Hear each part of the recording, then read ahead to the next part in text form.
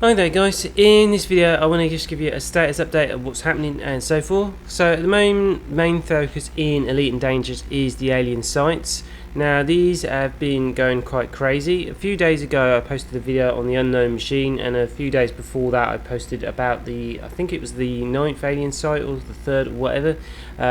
But since then it's gone absolutely insane, and I think we're up to 168 sites now. So it makes it pretty difficult to check each site out. As you can gather, there's just so many. I think Commander Plater was actually trying to check quite a few of those out, but like I said, without actually knowing each one, I think a lot of the sites are heavily duplicated, and I think there's just basically kind of two categories. There's the inactive and active. The active sites allow you to get to the unknown device or the unknown machine and stick the 3 random things in, and if you do, it comes up with kind of what we think is a star chart. Although at the moment it could be actual possible locations of other bases, I guess. We're not too sure on that one. If it is other bases, then could it be actually insane? We're not even too sure if these alien sites are bases or ships. There's a possibility it could actually be ships, and if they are, they would be absolutely huge. So like I said, I will be following that story, but at the moment I've decided to refrain from it a bit.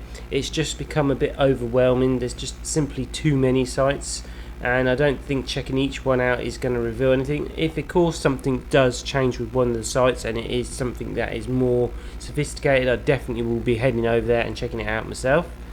Anyway, so and on to the next point, which is apparently down to earth astronomy. He's decided to go and check Quince out just to see if it's working and what's happening there in the latest patch, which is 0.10. However, he's actually found that you can still do scanner missions if you do a bit of board hopping. So if you're interested in Quince, it does look like it's come back in some form. It was pretty much been killed off, but you can go over there and make some money. He's saying you can make up to around about 50 to 60 million per hour, I believe. So there's some so good money out there. Obviously that depends on your rankings. If you're elite ratings, you're going to get better missions, but it may be something worth checking out if you're interested in that. Myself, I'm a little bit hesitant at actually checking out Quince after the kind of response that Frontier had with the engineers. Whether Frontier are going to be more proactive with the exploits, I'm not too sure, but they could be. But just bear that in mind.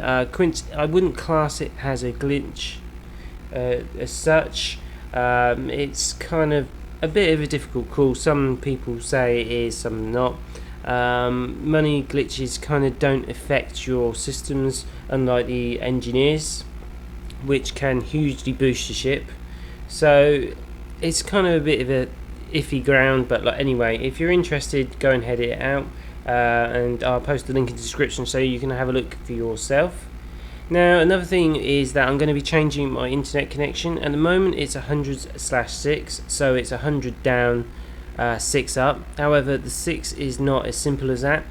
Whilst that may not sound too bad, there is a restriction on that, and the more I use it, the more it throttles it down. So after an hour of actually using it 6, it will cut down to 3 megabits, and then if I lose it for 2 hours, I think it comes to 2.5 megabits, I believe. So it becomes pretty poor for streaming. Like I said, it's a pretty hefty throttling, I feel. So at the start of next month, hopefully it should be changing over to a 200/20. It also hasn't got the same throttling on it, and it won't actually throttle, so I've got 200/20 regardless. So it would mean potentially I could stream video if you're interested. I'm not too sure if you are, but I put that one out there just in case. It may be something I will do, I'm not too sure, but really depends. And I guess lastly, as you know, the Steam sales is on. I picked up a few games there. I'd be very interested from you guys what games I should be having a look at.